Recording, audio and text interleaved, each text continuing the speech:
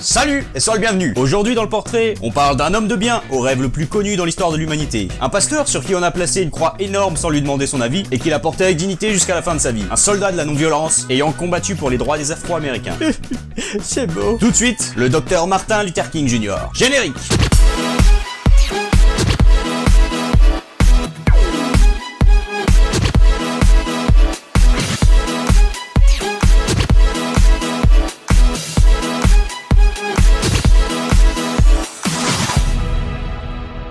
Nous sommes le 15 janvier 1929 à Atlanta. Martin Luther King Jr. né au 501 Auburn Avenue dans une Amérique ségrégationniste de ouf. Alors la ségrégation raciale c'est quoi? Eh bien c'est un mot barbare qui désigne quelque chose qui l'est encore plus. Séparer les blancs des personnes de couleur dans à peu près tout. Par exemple les noirs avaient leur propre salle d'attente et n'avaient pas le droit de se mélanger avec les autres. Les enfants noirs n'avaient pas le droit de jouer avec les enfants blancs et puis ils ne pouvaient pas faire leurs courses où ils avaient envie. Ouais c'est dégueulasse quoi. Le père de Martin est un pasteur baptiste et sa mère, Alberta Williams King, est organiste d'église. Le couple a beaucoup d'influence dans la communauté noire et même s'ils ne sont pas aisés, ils gagnent assez d'argent pour subvenir à leurs besoins. Ce qui n'était pas le cas de bon nombre de familles noires. Daddy King et Mama King élèvent leurs enfants en essayant de les préparer à une vie qui leur sera difficile. Martin a donc eu une éducation stricte. Très jeune, le garçon montre des dispositions particulières à manier les mots. Il sait charmer son auditoire et s'en sert pour sortir de mauvais pas. Probablement que les sermons de son père y sont pour beaucoup. À ses 15 ans, son père décide de l'envoyer dans une école du Sud, Morehouse College, afin qu'il devienne plus tard pasteur et reprenne son église. Mais durant cette période, la crise d'adolescence oblige, Martin va commencer à se rebeller contre son père et son église. Il fait les 400 coups avec sa bande de copains qui décident de s'appeler les fauteurs de troubles et commence à s'intéresser beaucoup aux nanas. Il fait aussi particulièrement attention à sa façon de se fringuer. Une fois son diplôme de Bachelor of Arts obtenu, il choisit, contre l'avis de son père, de partir dans le Nord afin d'y intégrer le séminaire théologique Krauser qui lui accueille des noirs comme des blancs. Martin Luther King, qui quitte le Sud profondément raciste pour la première fois, est frappé de plein fouet par ce choc de culture. Il voit des femmes blanches s'occuper du ménage et discuter avec des personnes de couleur. À ce moment-là, il devient un peu le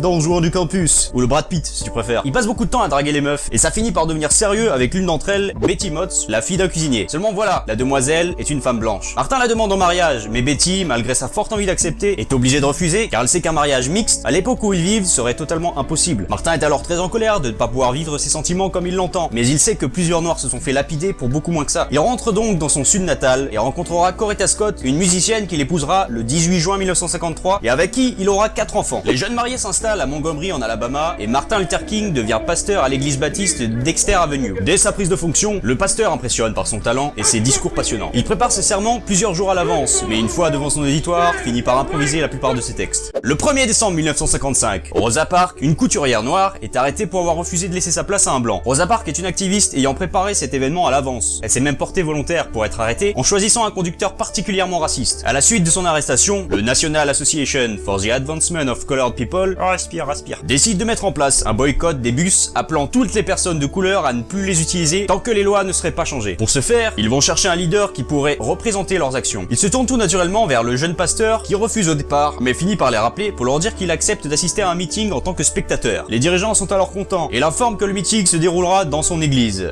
Tu le sens le traquenard un peu? Martin comprend qu'il est maintenant coincé, car il ne peut pas se défiler dans sa propre église, et rejoint le mouvement. Ils mettent en place des systèmes de covoiturage et récoltent des chaussures pour permettre à un maximum de personnes de se rendre à leur lieu de travail sans utiliser les bus. Le but étant de mettre la compagnie sur la paille. L'opération est un succès, et tous les matins, des milliers de noirs se rendent à leur boulot, faisant parfois des dizaines de kilomètres. Le Dr King s'investit à 100%, et suivant les préceptes de la Bible, il prône la non-violence, tendre l'autre joue. Mais un mois après les débuts de l'opération, Martin Luther King est à présent devenu une cible. En effet, il reçoit jusqu'à 50 lettres de menaces de mort par jour, ainsi que des appels d'inconnus. Il sera également victime d'attentats à son domicile organisés par des ségrégationnistes le 30 janvier 1956. Ses partisans noirs souhaitent se venger, mais King détourne une citation de Gandhi et leur dit « œil pour œil, dent pour dent, et nous finirons avec un pays aveugle et édenté ». Le boycott des bus finit par payer le 21 décembre 1956 et rend la ségrégation dans les autobus illégale et les personnes de couleur peuvent à présent s'asseoir où elles le souhaitent. Martin a alors 27 ans et est devenu le symbole du mouvement. Du coup, la télévision et les journaux décortiquent ses moindres faits et gestes, exposant d'autant plus le pasteur. Le 20 septembre 1958, alors qu'il signe des exemplaires de son livre, Martin Luther King est poignardé près du cœur par Isola Cooney, une femme noire qui s'avérera être folle. Martin n'engagera aucune poursuite, mais mettra en évidence toute la violence de la société américaine. Après quoi, il cherche un moyen d'appliquer sa victoire à Montgomery au reste des États-Unis. Mais en vain. C'est un groupe d'étudiants, appelé le Student Nonviolent Coordinating Committee, qui lui apportera la solution. En effet, les étudiants, inspirés par le boycott des bus, se rendent dans des restaurants et commandent leur repas au comptoir, chose alors réservée aux blancs. Bon, évidemment, tout le monde les envoie chier et appelle la police. Les étudiants appliquent le principe de la non-violence, même même s'ils se font rouer de coups. Le sitting se propage dans tout le sud et les arrestations de masse sont nombreuses. Martin Luther King intervient, mais se fait arrêter lors d'une manifestation. À cette période-là, John Fitzgerald Kennedy, qui souhaite être élu président, cherche un moyen de s'attirer les votes des Noirs américains et intervient donc pour aider Martin Luther King. 48 heures après, il est relâché et la communauté noire se souviendra de cet acte en votant pour lui. En 1960, Martin Luther King et le SCLC prêtent main forte au pasteur Shuttleworth à Birmingham qui lutte pour les droits civiques des Noirs. Birmingham, en Alabama, n'est pas choisi par hasard car c'est probablement la ville la plus ségrégationniste du sud à cette époque. On y compte d'ailleurs 50 attentats racistes non élucidés entre 1945 et 1962. Le plan pour gagner la ville est d'impliquer la télévision et les médias au maximum, ainsi que se concentrer sur le chef de la police, Eugene Buell Connor, un enfoiré particulièrement raciste et violent. Il commence par organiser des sit-ins et des marches de protestation pacifiques afin de provoquer des arrestations. Le but étant de foutre le bordel au max, de façon pacifique pour forcer les dirigeants à la négociation. Il se fait arrêter le 13 avril et écrira sa fameuse lettre de la prison de Birmingham qui explique son combat de la plus belle des manières. Après sa libération, une semaine plus tard, la campagne de Birmingham commence à s'essouffler et les organisateurs proposent alors à King de recruter des mineurs pour leur future marche pacifique et de les mettre en première ligne aux yeux des médias. Le 2 mai,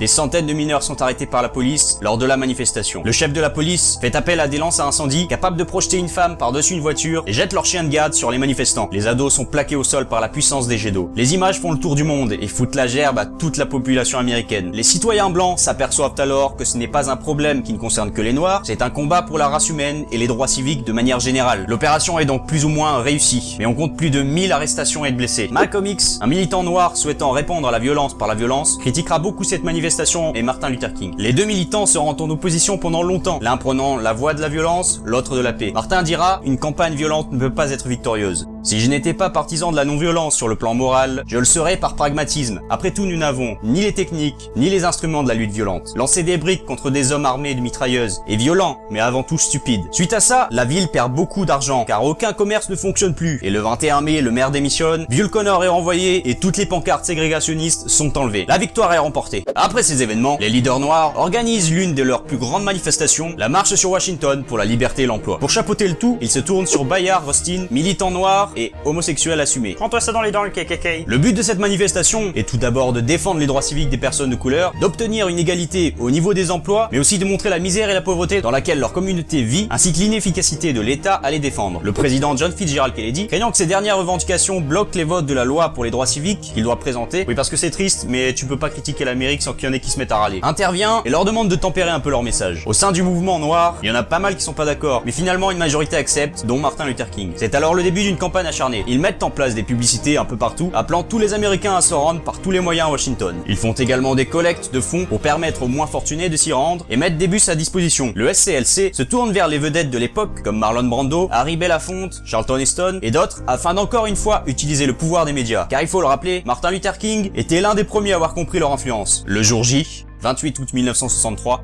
plus de 2000 personnes se sont déplacées, principalement des citoyens noirs, mais aussi des blancs. Tout au long de la journée, artistes et orateurs interviennent et se succèdent, dont John Baez, Bob Dylan ou encore John Lewis. Vient finalement le tour de Martin Luther King, qui parlera le dernier, car personne ne voulait cette place. Il se disait que la plupart des journalistes seraient partis à ce moment-là. Mais King accepte. Pour beaucoup, c'est alors la première fois qu'ils assistent à l'un de ses discours. Et ils vont pas être déçus. Martin Luther King prononce alors son discours le plus célèbre. I have a dream that one day, down in Alabama, with its vicious racists, with its governor having his lips dripping with the words of interposition and nullification.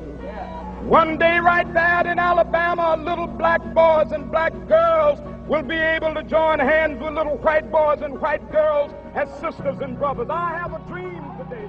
Ces mots sont justes, accessibles à tous et s'adressent à la race humaine dans son ensemble. Un discours de paix, d'amour, qui personnellement me file à chaque fois des papillons dans le bide. We will be able to work together, to pray together, to struggle together, to go to jail together, to stand up for freedom together, knowing that we will be free one day. Il délivrera un message qui, encore aujourd'hui, pourrait s'appliquer à n'importe quel conflit. Devant des milliers de personnes, Martin Luther King prêche comme s'il était dans son église de Montgomery. When we let it ring from every village and every hamlet, from every state and every city, we will be able to speed up that day when all of God's children, black men and white men, Jews and Gentiles, Protestants and Catholics, will be able to join hands and sing in the words of the old Negro spiritual, free at last, thank God Almighty, we are free at last. Et tout ça en impro. Waouh. Ça, tu l'as dit. Après quoi, les leaders seront reçus à la Maison Blanche et Kennedy félicite chacun des organisateurs. Une fois la marche sur Washington terminée, le chef du FBI, J. Edgar Hoover, commence à enquêter sur le Dr. King en lançant des rumeurs comme quoi il serait communiste et le met sur écoute. Lorsque John Fitzgerald Kennedy est assassiné, la communauté noire se demande si leur cause, que l'ancien président soutenait, ne va pas tomber aux oubliettes. Mais heureusement, son successeur, Lyndon Johnson, poursuivra dans la même voie et en 1964, il signe le Civil Rights Act qui instaure la fin de la ségrégation dans les lieux publics. King est alors au sommet de sa popularité et il reçoit la même année le prix Nobel de la paix à l'âge de 35 ans. En décembre, Martin et le SCLC prêtent à nouveau main forte au Student Nonviolent Coordinating Committee à Selma qui lutte pour les droits de vote des Afro-Américains. À cette époque, la ville utilise des méthodes d'enfoirés pour les empêcher de s'inscrire sur les listes électorales, comme par exemple, pour qu'un citoyen noir puisse voter, il fallait que son arrière-grand-père ait pu voter lui-même, ce qui était impossible pour la plupart dont les ancêtres étaient esclaves. Durant ces manifestations, J. Edgar Hoover, qui espionne toujours Martin Luther King, cherche à le faire abandonner en envoyant à sa femme des pistes audio où l'on peut entendre le pasteur avec plusieurs de ses maîtresses. Car oui, King était un être humain avec ses qualités et ses défauts. Et depuis son adolescence, les femmes ont toujours été le sien. Edgar Hoover, en plus de Scuba, Moi j'aurais dit un coup de pute, mais enfin. joint aux cassettes une lettre dans laquelle il menace Martin Luther King et lui laisse entendre qu'il ferait mieux de se suicider. Le Dr. King est alors dans un état plutôt dépressif et hésite à abandonner, mais les événements qui vont suivre vont permettre de tout débloquer. Le dimanche 7 mars 1965, une marche pacifique de Selma à Montgomery est organisée, mais sera stoppée par la police et une foule à coups de matraque, coups de pied et gaz lacrymogène. L'événement sera un massacre et portera le nom de Bloody Sunday. Tout sera largement relayé par la télévision, permettant au mouvement d'être soutenu par le reste des citoyens, tout en montrant le côté pacifiste des actions de Martin Luther King. 2 semaines après, une nouvelle marche de Selma à Montgomery est organisée et le 25 mars, Martin y prononcera son discours. Grâce à ces événements, la victoire sera remportée et la loi sur les droits de vote est signée par Johnson en août 1965. À présent, tout le monde peut voter sans restriction. Par la suite, King exprimera son opposition à la guerre du Vietnam au travers d'un discours à New York. Au-delà du Vietnam, le moment de briser le silence. And I knew that I could never again raise my voice against the violence of the oppressed in the ghettos without having first spoken clearly to the greatest purveyor of violence in the world today, my own government. Martin estime que la guerre empêche de régler le problème du fossé entre les riches et les pauvres. Le président Johnson, qui est impliqué totalement dans la guerre du Vietnam, va se sentir un peu trahi par les propos du pasteur. Disons-le clairement, il prend ça comme un poignard dans le dos. Mais Martin Luther King va également s'attirer les foudres de nombreuses personnes qui le soutenaient auparavant. Beaucoup pensent alors qu'il se mêle de ce qui ne le regarde pas. Il perd beaucoup d'influence et de popularité du côté des Blancs évidemment, car beaucoup de ségrégationnistes le détestent, mais aussi dans la communauté noire. Martin Luther King est profondément blessé et confiera à ses proches qu'il est à bout de force, épuisé physiquement et moralement. Turned into a nightmare. Now, I'm not one to lose hope. I keep on hoping. I still have faith in the future. But I've had to analyze many things over the last few years, and I would say over the last few months. And I've come to see that we have many more difficult days ahead, and some of the old optimism was a little superficial, and now it must be tempered with a solid realism. En mars 1968, Martin Luther King se joint aux éboueurs noirs de Memphis, alors en grève dans le but d'obtenir de meilleurs salaires et un traitement équitable. Car malgré les civil rights votés, ils ne sont par exemple pas payés les jours où le temps rend leur travail impossible, contrairement aux éboueurs blancs. Le 3 avril 1968, le Dr. King prononce un discours prophétique. J'ai été au sommet de la montagne. Où il parle de toutes les menaces qui pèsent sur lui, mais demande au peuple de continuer la bataille pour la paix. Like anybody, I would like to live a long life. Longevity has its place. But I'm not concerned about that now. I just want to do God's will. And He's allowed me to go up to the mountain. And I've looked over and I've seen the promised land.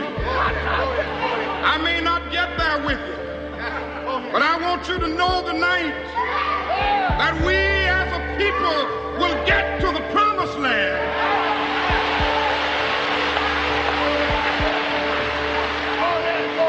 So I'm happy tonight. I'm not worried about anything. I'm not fearing any man. Mine eyes have seen the glory of the coming of the Lord.